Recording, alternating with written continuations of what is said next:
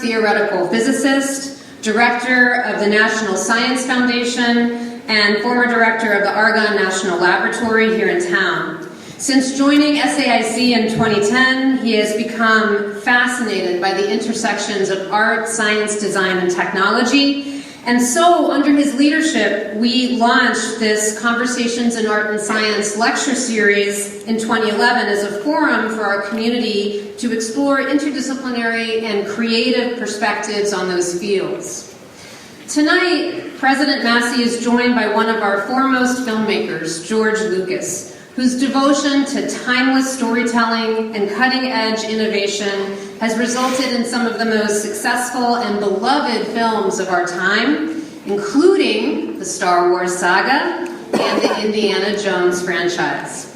His work has not only pioneered new digital standards for sophistication in film video, visuals, and sound, it has also inspired generations of young people to follow their imagination and dreams, including, I'm sure, many of you in the audience tonight.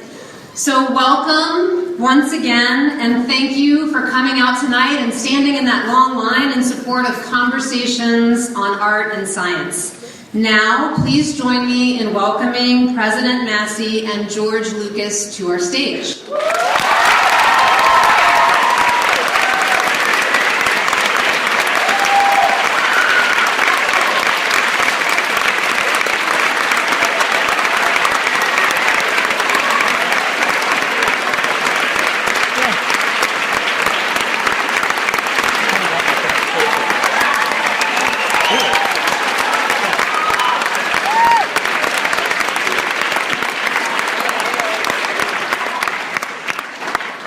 You guys applaud Mr. Lucas also.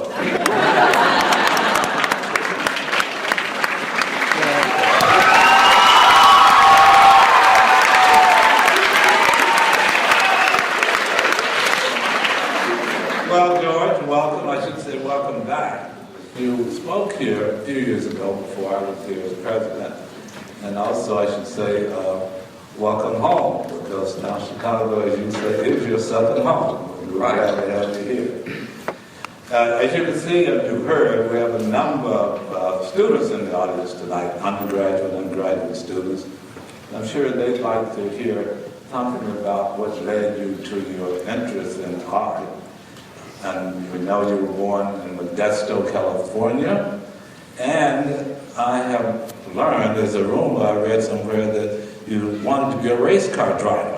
So what's the route from a race car driver in Modesto, California to art, technology, and movies? Excuse me. Well, as all these things go, it's a long road. When I grew up, I loved art, and I loved to build things. And my father gave me a skill saw set, and I would build all kinds of stuff, from chess sets to dollhouses to roller coasters. And so I didn't do that well in high school. I'm more of a visual person. And so basically, I fell in love with building cars when I was like 14 and spent all my time at a foreign car service working on Renaults and building race cars and doing that sort of thing. And then and in the process, that's the reason I didn't do well in school. So yeah, it's a nice way of saying I kind of flunked out, but I did do one thing accidentally, which is a week before graduation, as I was coming back from doing one of my term papers, which was 2 weeks late. I was hit by a car going about 90 miles an hour, and the accident basically totaled my car completely and wrapped it around a tree. And I was fortunately, by some miracle, thrown out of the car because I had seat belts, really, racing seat belts and that sort of thing. But I survived, and when I was in the hospital, they told me that they gave me my diploma anyway because they figured I was going to be dead. That's not a good way to get to it. I didn't want to spoil it for my parents. But, so in the hospital I decided maybe racing cars wasn't what I was cut out to do. Maybe I needed to have a little touch of understanding about the world, and came with an interesting perspective which has served me very well through my life. And of course, life is an illusion that you make it be what you want to be, but you have to actually believe it. That's where faith comes in. But at the same time, I said, well, you know, I survived this against all the odds. Maybe there's a reason why I survived, which is what happens to you when you go through a near-death experience. And so from then on, I sort of changed my route and went to junior college for 2 years. Became acquainted with anthropology and social sciences and fell in love with it and decided that's what I wanted to do. And I had this personal philosophy that had come out of this, which is, hey, I get an extra day. So every day when I wake up, no matter what happens, I say, hey, I got an extra day. So I'm not really worried about what's going to happen to me or anything. I'm just glad that I got the extra day.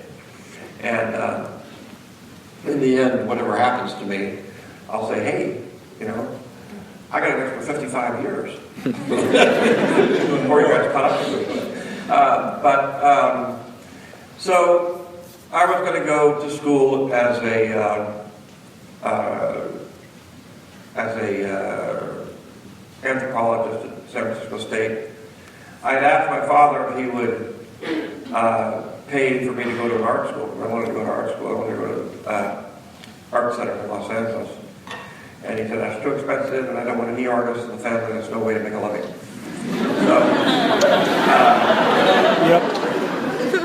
So I didn't get to go there. But I liked photography, and after my accident, I took lots of photographs and things, especially my friends who were racing. I was still involved in it.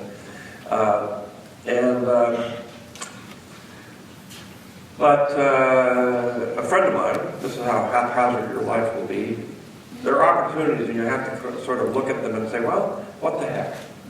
And in this case, my best friend, who I grew up with since I was like 3 years old, was going to Stockton, which was about 20 miles north, that's the big city, and to take a test, an entrance exam at USC.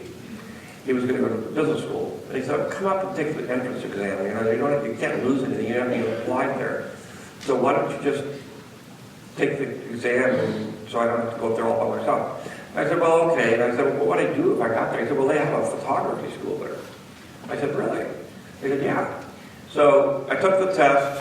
I passed, which I didn't think I would, but I did. And I got into USC. I went down there and I looked at the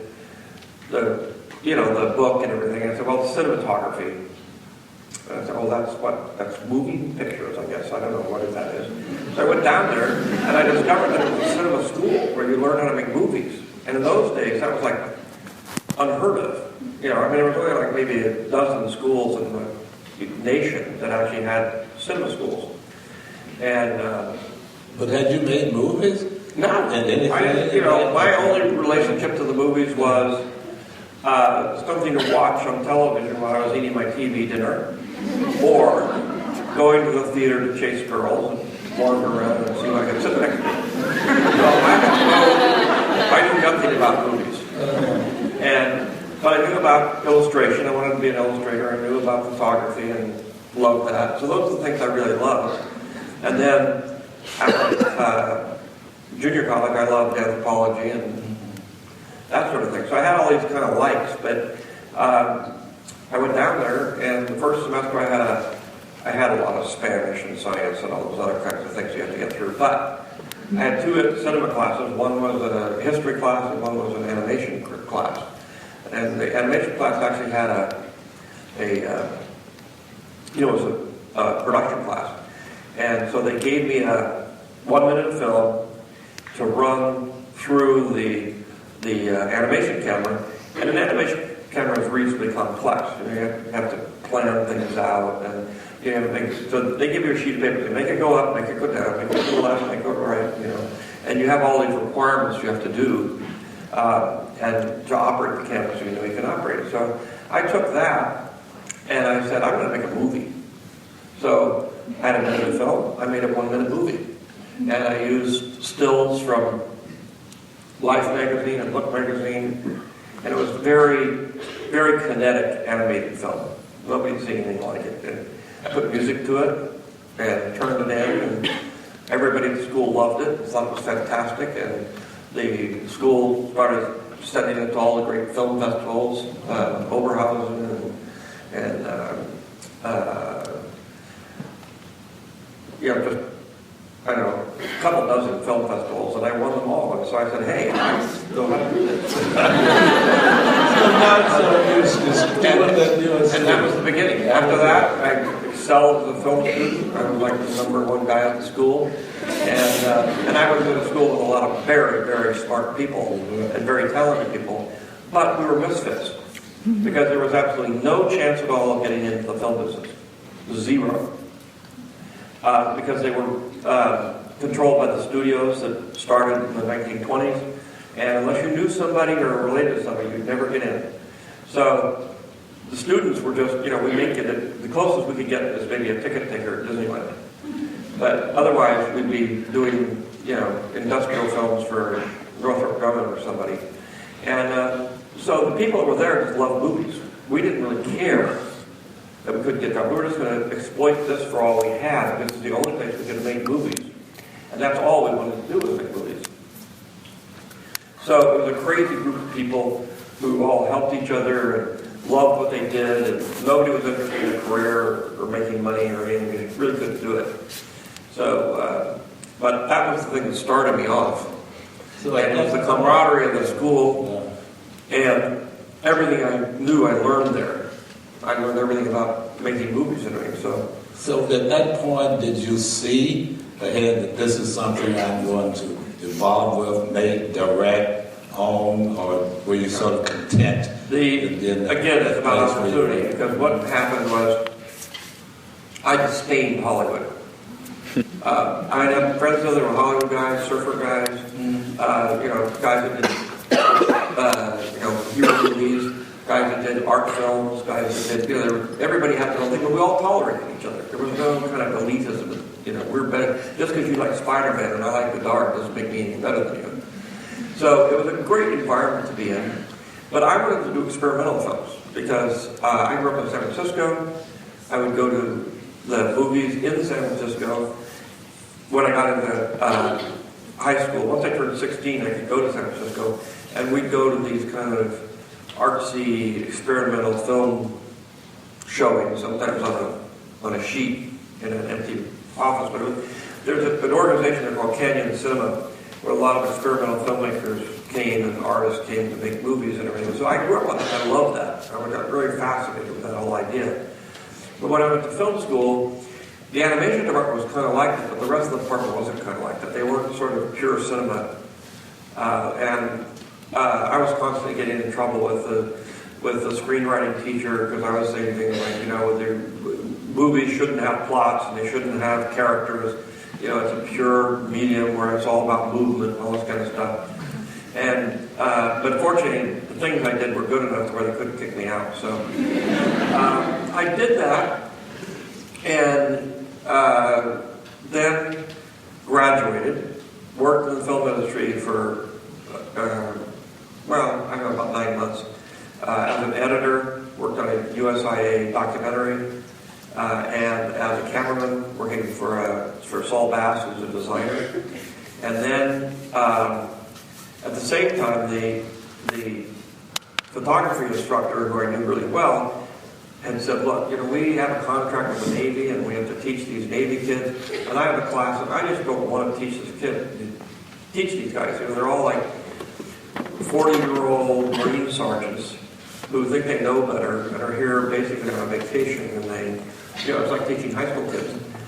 And you can teach this class, and you know, be the TA and teach the class. So I did that, and I got paid because the Navy had the thing in film school was, it's all about film and cameras.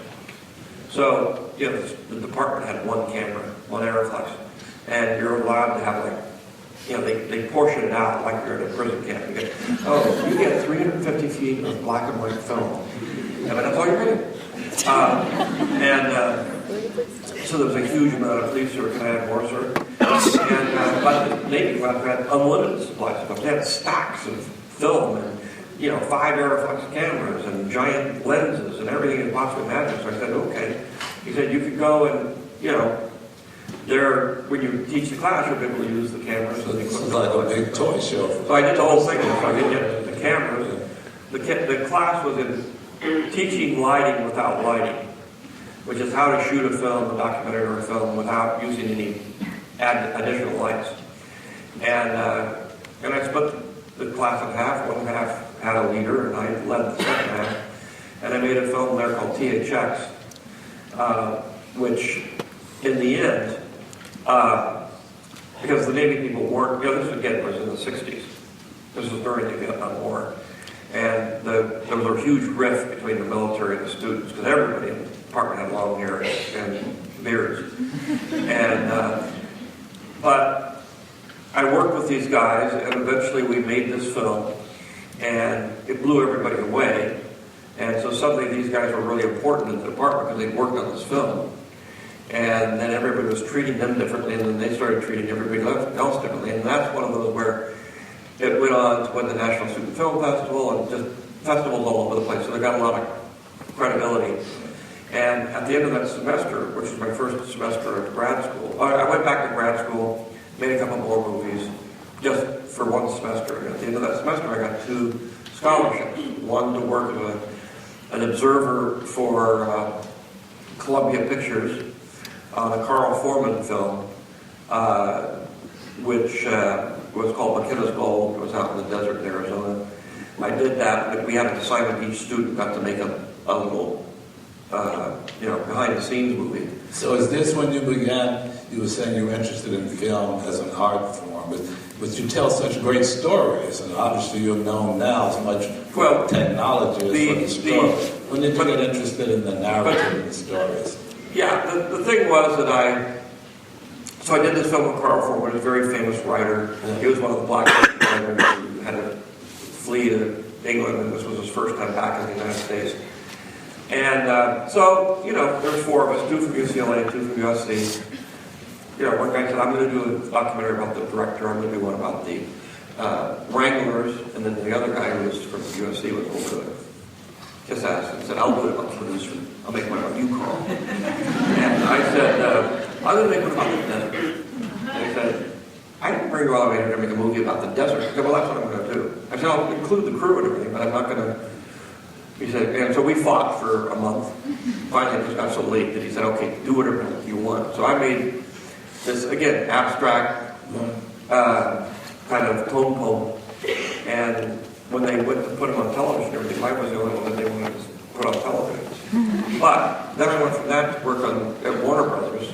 Same thing. They had a thing where you worked at Warner Brothers for 6 months, watched the story department or the camera department. You were just an observer kind of. And but again, this is life, which is just as we were doing this, and I got sent there. It was in the 60s.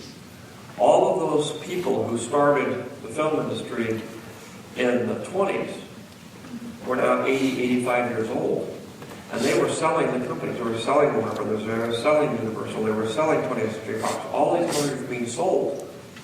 So suddenly the doors opened because the people who were buying were people like Coca-Cola and... they bought Columbia, didn't they? Coca-Cola. Yeah, they bought Columbia. There's a whole, you know... So suddenly, with the corporations, they say, well, what are we going to do? Well, let's just go to film schools and they'll know how to make movies. The students there are training. You know, it's like a doctor or a lawyer. What an idea. So we were getting in, but when I went to Warner Brothers, they said, well, we just sold the company. Everybody's gone. There's nobody here. Jack Warner was just being moved out of his office as I came in. We're making one movie. The company was bought by a Canadian company called Seven Arts. And they had had a guy there from UCLA, the only guy that made it in the film industry, as a writer. And he was writing screenplays. They get to buy a book and they turn this into a screenplay. So that's what he was doing. And so he had worked his way into directing a movie. He'd done a couple of them, actually. He did one little tiny one, but this was his big movie. And he was shooting it at Warner Brothers. It was the only thing that was happening there. There was a place that was completely empty except for this one movie being shot in the backlot. And the guy that was directing it was Francis Ford Coppola, who had gone to UCLA. He was also, I was like 23, he was 28. We both had long hair, beards. The rest of the crew was all over 50. So we kind of hit it off, but I also knew, because I did a tour, and I also knew that the animation department was empty. So I figured, what I'm going to do is get some short-ends, pieces of film that are left around, and I'm going to go make an animated film. But I was supposed to be watching Francis make his movie. And so when I kind of told the studio that I wanted to go to the animation, I wanted to be transferred, he got really mad. He said, what, I'm not interested? You don't want me to show you all my things that I do? I said, no, I'm going to make my own movie. And from then on, You were brash 23 years ago. But once we, I was very, very strong in camera and editing. Francis was very, very strong in screenwriting and acting. He was like a stage director. So we were, but we became good friends. And in the process, he gave me the job of coming up with one good idea a day. And so I was on a picture, and then when we finished that picture, Francis wanted to do a little tiny movie. He wasn't that fond of Hollywood either. And so we went off, 12 people, and we went off and made a movie starting in New York and working our way across the country. And we finished it in Oglala, Nebraska, in a warehouse. And we said, you don't have to make movies in Hollywood. There's absolutely no reason to have to live there or be there. And since I was from Northern California, from the Bay Area, I said, well, why don't we go to San Francisco and live there? Sounds like, That's what we did. We went there, everybody said, you can't possibly have a film company in San Francisco. you did. There's nobody making movies here. But we did it, and we were very successful at it. And, I've never made a film in Hollywood. It sounds like serendipity has played a great role in you. Well, if you look at the opportunities, it was like the scholarships. I said, I don't want to go work in a studio. I thought it's the last place I want to be. I said, but then I should just, what is it, 6 months? I might as well go do it and see what it is before I reject it. I shouldn't just sort of reject things without knowing exactly what I'm talking about. What do you think? And it was like that. It was like that on everything, which, as I just sort of said, I followed my passion, which was before I knew it was making movies. And then people said, well, how did you find where you were? I said, look, if I'd have gone to art school, I'd taken animation, I'd been in the animation department, and I'd probably end up just where I am right now.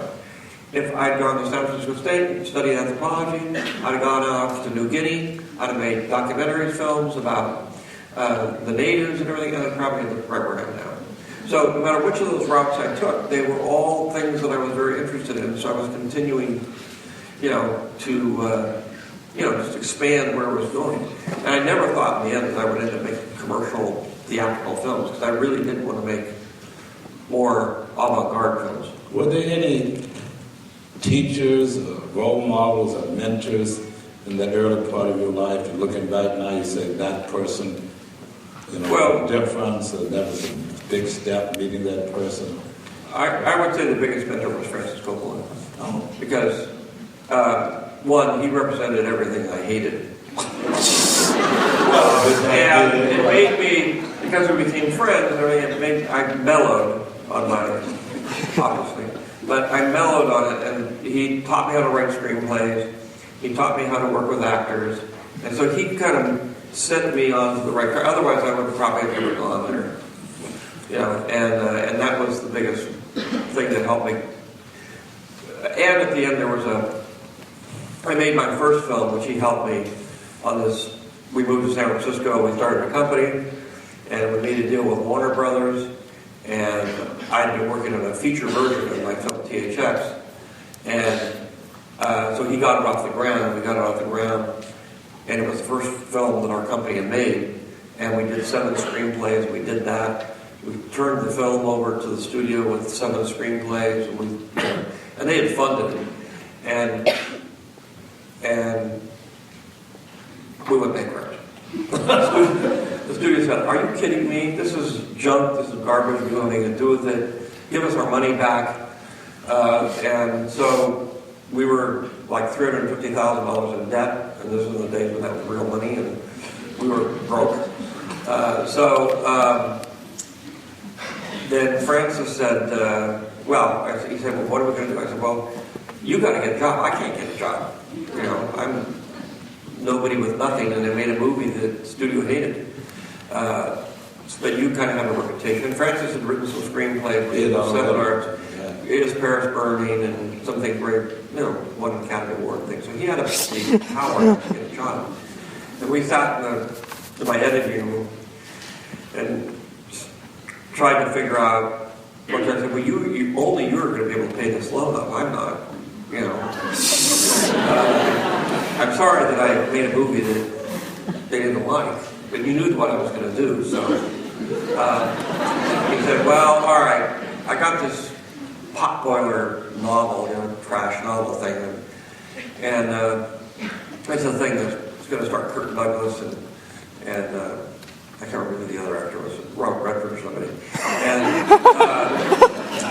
he said, I guess I don't really want to work for the studios, but I guess I have to go and do this in order to pay off this loan." I said, "Okay, go and do it."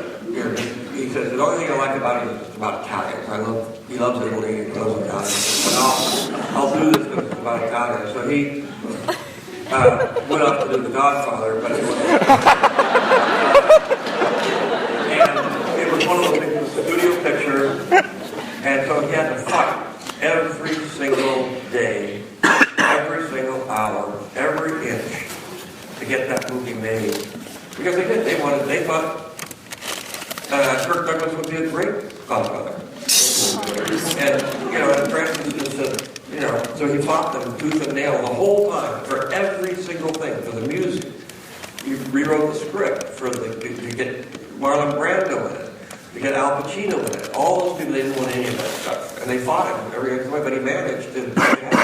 Did you learn a lot from working with him in that sort of environment? It certainly showed that you have to stand up for what you're doing, and you have to, not let them push you around. Well, I was very lucky on my first film because it was so weird, and it was in San Francisco, and it was real cheap, it was like $700,000. They didn't really care until they actually saw it.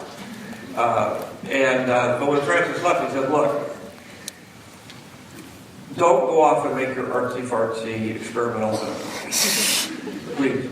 Go, because that's what THX was. It was the kind of a transitional film between the experimental films I wanted to do and theatrical films, because it was in the theatrical market, but it was basically a very odd, experimental film. And, which obviously did nothing. But, so he said, "Why don't you do something, I dare you to do a comedy." I said, "I can do a comedy, I can do anything." He said, "Okay, I dare you to do a comedy." So he went up and did The Godfather, and I started writing American Graffiti.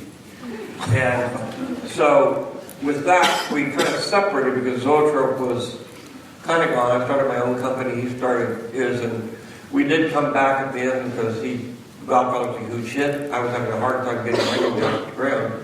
And he said he'd produce it, which made me said, "I'll put my name on it," because the studio wanted a named person on it.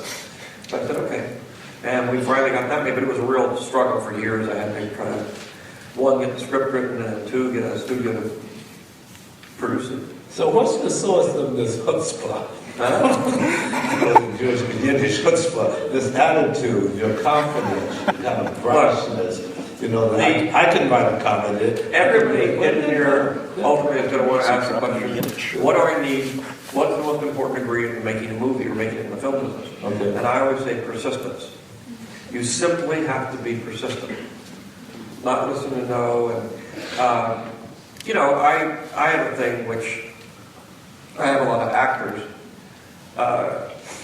coming up, young people in schools coming up and saying, I want to be an actor and everything. And I'm going to say, well, to be very honest with you, acting is a terrible, terrible profession. It's the worst thing you can possibly do. You will spend the rest of your life walking in people's office, waiting in waiting rooms like you're in a dentist's office for hours. And then going into an office, they'll look at you for a few minutes and say, you're not good enough, we don't want you. Out. And then go do that the next day. And you do that day in and day out for 9 months or something, and finally somebody says, yeah, you can play the second fiddle over here on the thing, and it's commercial, but you could do it. So, I say, it's bad, the average screen actor makes like $1,500 a year. It's not like it's a real job. And my wife and my daughter, but my wife said, why do you treat them so badly? If they don't listen to me, that means they're going to make it. If they are daunted by what I say, and say, Jesus, maybe I better not do that, then I've saved them a whole 5 years of horrible life. You could give them critiques here at the school.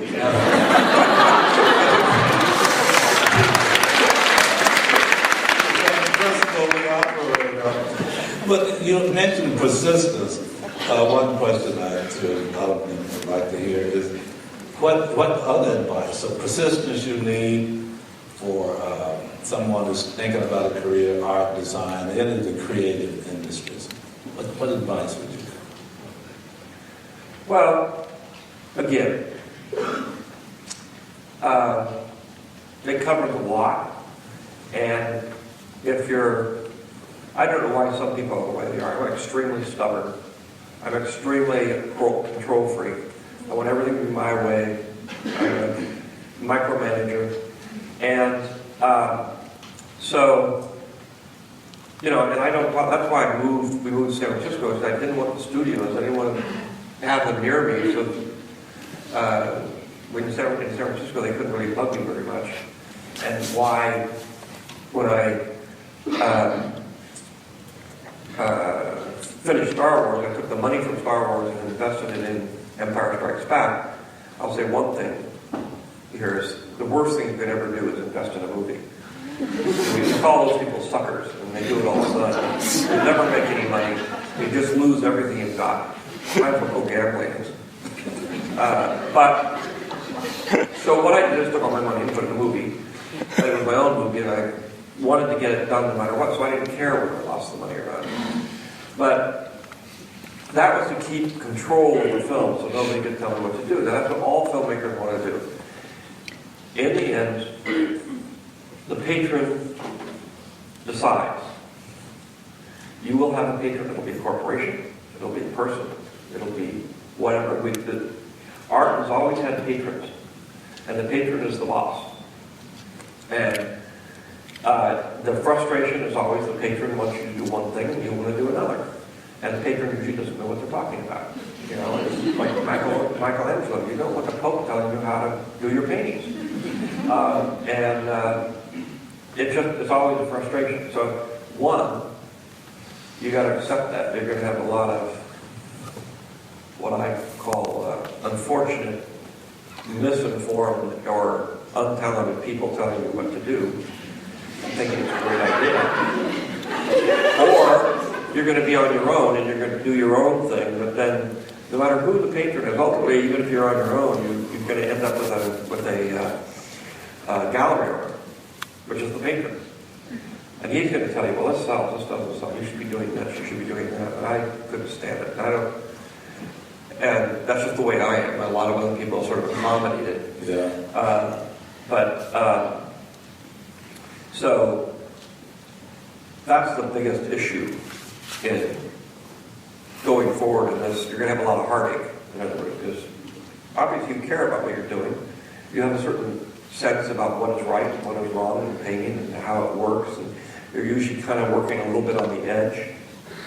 And if you've done something nobody's seen before, then you're in serious trouble. Because they just don't, it's hard to move them off really the traditional standard way of seeing things. So the more offbeat you are, the harder it becomes. Until you fall into the, I shouldn't get into the things part, but I want to ask you about villain. You might suspect not being a scientist. And you've been an artist, you've made movies, but you've also pioneered new directions in technology. Something I discovered I didn't realize, maybe most of the audience doesn't know. You won two of the highest awards in those two fields. You were awarded the National Medal of the Arts by President Obama, and the National Medal of Technology by President Bush. I don't know anyone else in the country has won those two medals in those fields. Say a little about how you got interested in the technology. well, again, I guess ultimately I'm a curious person, and I like to build things. So whether I was building cars or whatever, but I had to understand no fear of technology. And the thing you learn is that art is technology. It's technology. From the first caveman that picked up a burnt stick and started drawing on a wall, it's extremely human. Nobody else can do that. No other animal can do that. Apes can't do that. You can train them to do that, but they can't do it on their own, especially when you say, well, the next task is to do a spiritual painting of a god that means a lot to us, that we will be emotionally moved by and will cement our society together. Only humans can do it. It's an extremely human endeavor, and it demands that you understand it and be able to work with technology. Then the next guy comes along and he picks up a yellow rock and he says, hey, look, I made it even better. And that progresses on. And so when you get into, even in the Renaissance, that was sort of the high time where the artist was half scientist and half artist, no matter who you were. Now, we use Leonardo da Vinci as the preeminent example of that, who built everything from helicopters to cannons to amazing paintings. And it's because there's a ceiling, a technological ceiling that you have to work through. And I say, whether it's figuring out that you can actually add color to your cave painting, or whether it's easier to do scene changes if you have curtains, or learning to go from fresco to oil paints and have the oil tube, invented the oil tube so you can take your paint out into the outdoors and paint in the sunshine and be able to paint over it. Can't you imagine how frustrating it is for Michelangelo to do a whole section of ceiling and take down all that scaffolding? It's like making a movie where you have like 30 people working for you. Look up and say, it's not right. Tear it all down and we'll start over again. That takes persistence. But being able to go out into the field and paint what you see and not have to paint, be able to paint over it, those are huge advances in the technology of art. And music is easier to point out. And I say stage productions are the same way. Everything is that way. I think people just don't realize that you've got half of it, you're doing your painting, and the other half, you hit your head on the ceiling and you say, well, I want to get to there, but I can't get to there from here, so I have to invent a way to get to there. It's like Brunelleschi trying to figure out how to do the dome in Florence. You have to figure out the technology that allow you to get the oxen to pull the bricks all the way up that high without being choked to death. And it's all very practical stuff, but that's what you cope with. And people have a funny idea that you do the technology and then come up with an idea for it. That's not like that at all. That is not what it is. It's you have a vision of what you want to accomplish, and then you have to invent the technology to allow you to do it. And in film, it was very, 19th century, and cumbersome. And as an editor, I always I tore so many sprocket holes in film and stuff. I just didn't want to, I wanted to build an editing machine that was digital. After Star Wars, I knew digital, and I knew film, and I said, well, I think we can apply a lot of this new technology to the making of films. And we had the same thing. The leading edge of film in terms of technology is visual effects, which is where Millet started back in the olden days. But he did it, his answer was magic. He was a magician, so he'd use magic tricks. And they photograph them and make them work. But it hadn't changed much since then. And we were being pushed.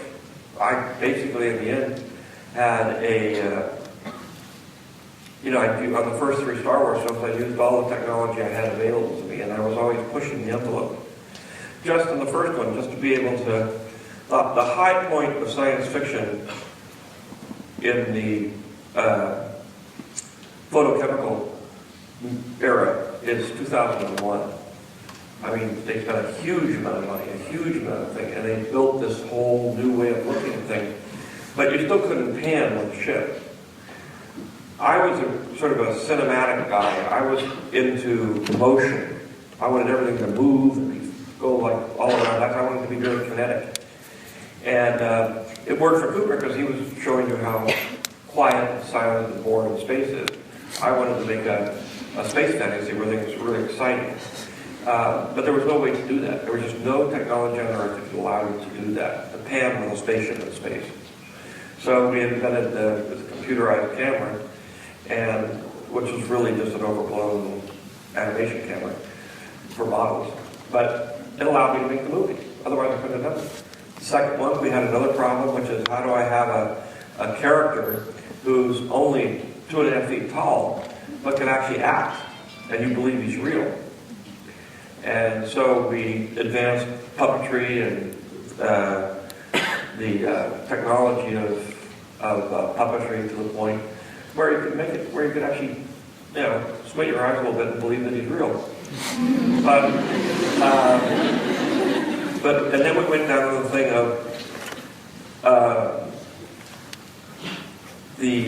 by that time I finished the third Star Wars, I said, we could actually make this work. We could move visual effects beyond the glass ceiling that we have, which is really hard it's really hard to make movies.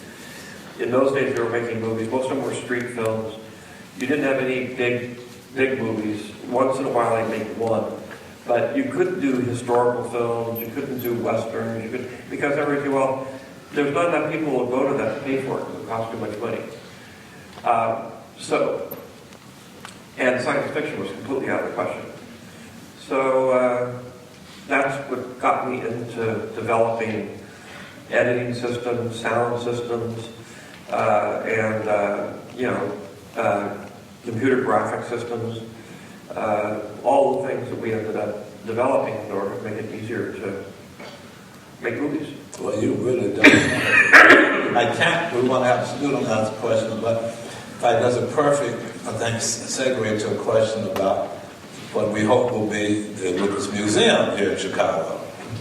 So you mentioned your storytelling and the technology and how that drives advances. We're hoping to come. I was fortunate enough to be on the committee that Mayor appointed to recommend the site, so special interest in it.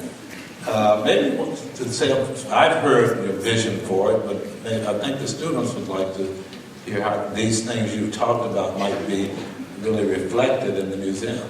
Well, I'm a popular artist. Popular,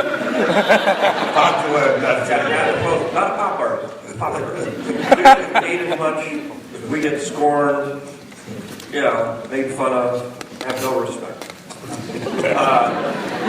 But it came to me through the years, and once I began to understand the history, basically of narrative art. And people would say, well, what's narrative art? Well, narrative art tells a story. And that's what, even when I was in anthropology, the whole idea was that I got very interested in mythology and telling the myths and understanding how myths help create society by giving us a common vision of the world.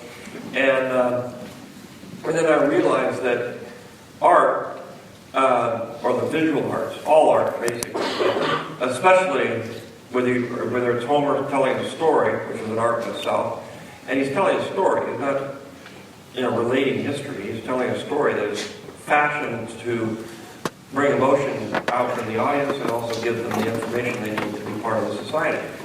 So, at the same time, or even before, you had the visual, you had the image. And that's where you have the gazelle leaping across the cave. Now that gazelle is not necessarily a representational gazelle. It's a image of a really spiritual being. And when you see them going across the thing, you see that they're much more poetic than if it was, because they could do realistic stuff. They just didn't. They wanted to do something that was a little bit more emotional, wanted to hit you emotionally without, and so as a result of that was the first narrative, which is to say, respect the antelope because this is the God that keeps us alive, and this sort of thing. And it's gone on since then. So the patrons in the beginning of narrative art were basically the church or the religion and the king or whoever was running the country. And art, and this was the way it was all the way up until really the end of the 19th century. And the patrons, whether it's the church or the king, or the rich Medici or whoever, the whole idea was you were doing propaganda for them. And you're doing propaganda for people who can't read and write. So what you're trying to do is get people who can't read and write to believe in God. There's one thing to get up and do a sermon, but it's another thing to walk in and see the Sistine Chapel. And it's another thing to have Handel's Messiah in the background. You believe in God, because it's a very emotional experience. But it still is basically propaganda. And it's the same thing with Napoleon on his horse, the white horse, with the clouds in the background and his sword up. Or anybody, any of the statues, any of the things that Michelangelo was doing, or even Da Vinci. They were there to aggrandize the population into following the leader into war, getting killed, convincing them how happy they were, or, believing in some deity of some kind. And that was the narrative. The narrative was designed to keep people, the society together. And it was a narrative. And it told a story. It told a story of the adventures of Ramses, and how he did this and how he did that, but it was an artistic rendering of that. And then, in the middle of the 19th century, artists, being as they are, kind of wacky, contrary people, decided, Renoir and all these artists decided they were going to look at the world differently. And part of it was because they could actually go and paint light because of their paint tubes, as opposed to painting, in a dark room like this and being 3 inches away from the paint, what you're painting. And but so they did moved into much more non-representational art, and which is, I guess, now called modern art. And you get into the beginning, like the 1920s. In the 1920s, a bunch of critics in New York got together and said, "We are finished with narrative art. If you want narrative art, if you want a story, read a book. We are going to go for the new. We're going to go for the modern." And out of the modern grew all the other movements up through contemporary and everything like that. So there was a split between actually telling stories. Of course, I'm in that world too, so I said, "Wow, this blank canvas is telling a story." I said, "Yeah, right." So you get into this world where narrative art is sort of like popular art. It's disregarded. And of course, the main popular art of the 20th century, which is the museum I'm building, is about the 20th century popular narrative art movement, which is really, the patron is corporations. And it's really illustration. And so the illustration, which I think is as valid as anything else that's ever been done, because I wanted to be an illustrator, but there's no museums for it. There's no, it's not respected at all. So I said, I'm going to build a museum that respects narrative art of the 20th century. The greatest narrative art of the 20th century is film. Film is not like theater. It's not like the symphony. It's not like it's a visual art. It's about images. They move, but they're still images. And the rules of normal art, non-moving art, there are a lot of the things that are the same, because they're actually the same rules about horizon and perspective, and all these things are very, very much the same. It's that then you take it a step further and you actually move the images, and then you can replace one after the other. One of the big things also about art and telling stories, narrative art, is it's basically, the first problem I always had is, how do you do it? Do you try to tell the whole story in one frame, and it's a painting and you know what it is?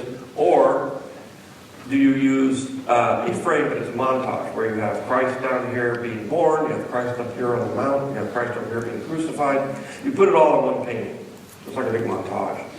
Or you break it up into a lot of frames, and you start with this story, and then this frame is this story, and this frame is this story. It's very big in the Renaissance, which is basically just a big comic book. Or it would say illustrated novel. But at the same time, it's how, that solves the problem of how do you tell stories.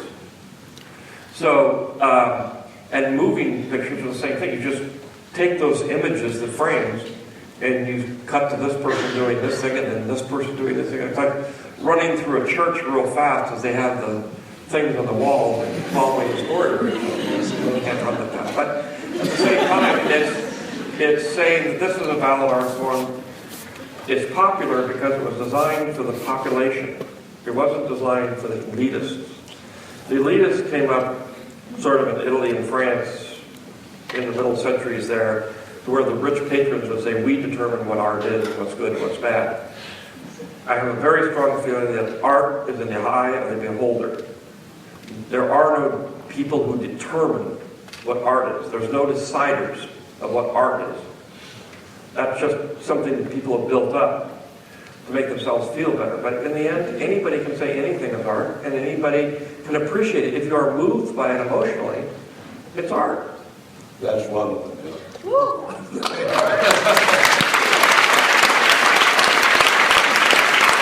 I think we have time for one student question. So while I'm walking down to give the mic, please join me in giving Dr. Massey and Mr. Lucas a large round of applause.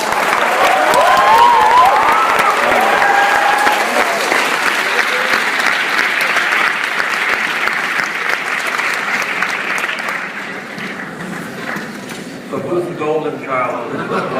Anna. A Grecian vase shows the battle of the 300 and stuff on it. So we can carry those themes through. But it's also, the great masters of the 20th century. We also have, it's not just illustrators, because I've moved it around so that the other narrative artists of the 20th century, who are more known as fine artists, can also be included in it. It's not just illustrators. But the main theme is narrative, and that then goes over into another part, which is a different section of the museum, which is on cinema. And that is going to be like the Museum of Modern Art in New York, like the Cinematheque in Paris. It's a museum about cinema and how the moving image works. It's got lectures, movies, and that sort of thing.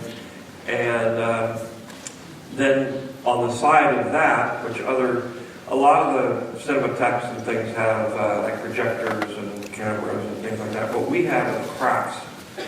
And what we're going to focus on is the art of the craft, which is whether it's set building, which is also architecture. We're going to do both sides. We're going to do building sets and designing architecture, which is the construction of buildings and places and environments.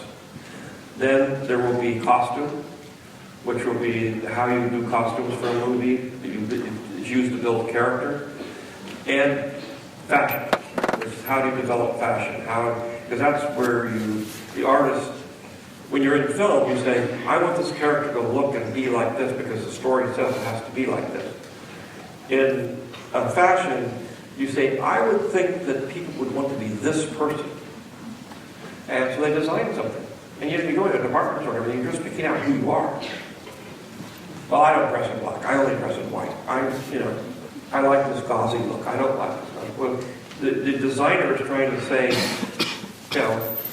this is what would attract a lot of people to buy this particular kind of accoutrement or mask, costumes or masks. And then we feel good about that. So, and then we're also doing props, which goes from, regular props, called the Victoria and Albert part of the museum.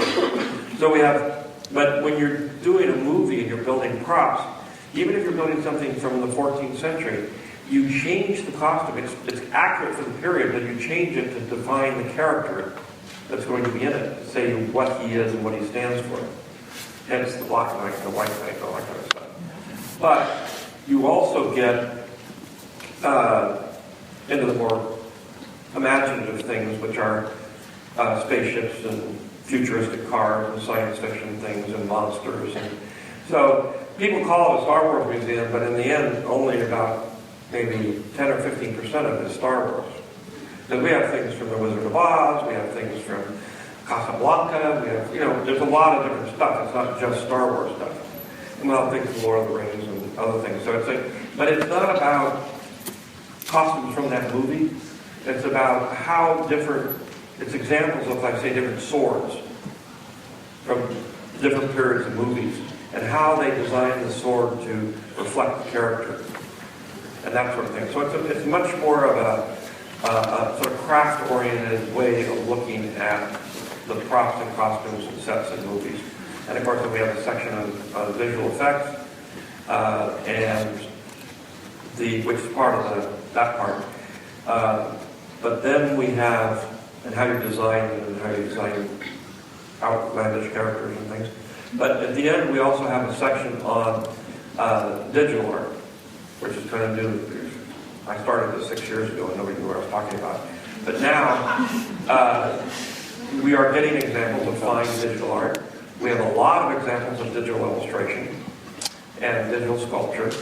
And so it's saying, and all digital is, as you know, is just a medium like watercolor or oil.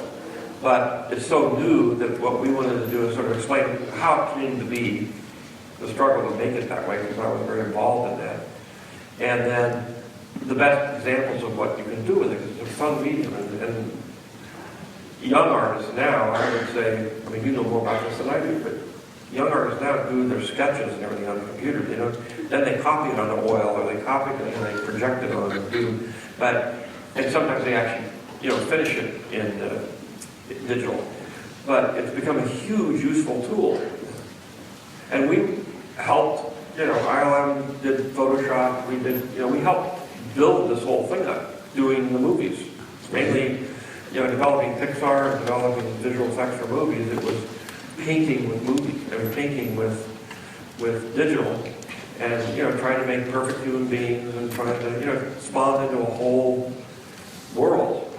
It's a great world. So we're saying right now it's a little bit part of the museum, there's not much of it, but we expect that to grow into a bigger part of the museum. So it's mostly illustration. I'm going to tell them. And I don't know if they know how many of you know where we hope the museum will be, within walking distance.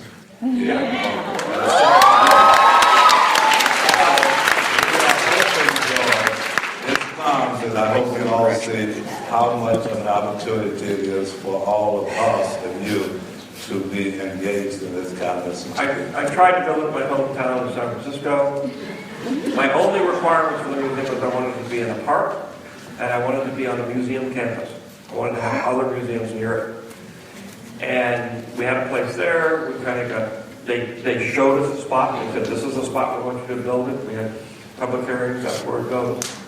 So we did everything we could to get it there, and then finally they just said, no, we don't want a museum there. Serendipity again.